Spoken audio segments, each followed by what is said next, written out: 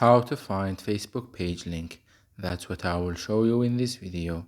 But before we begin, make sure to subscribe to the channel and ring the bell to get notified whenever a new video is uploaded. With that said, let's get started. So go ahead and open up Facebook and say, for example, I wanted to get the link of this page right here. All what I need to do is just click on the share icon at the top right. From the given menu list that just appeared, just click on copy link. As you can see, you just got the link of this page.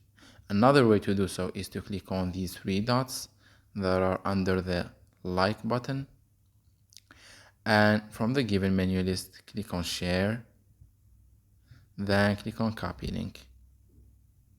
Another way is to say, for example, if you can't find the share icon, like for this page right here, all what you need to do is just click on these three dots midway right on the screen, and from this page right here you will see the last section. It says the page link, so just click on copy link to get the link.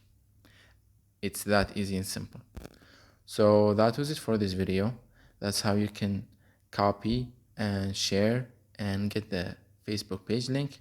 If you have any questions, please leave them in the comment section down below. With that said, see you in the next video.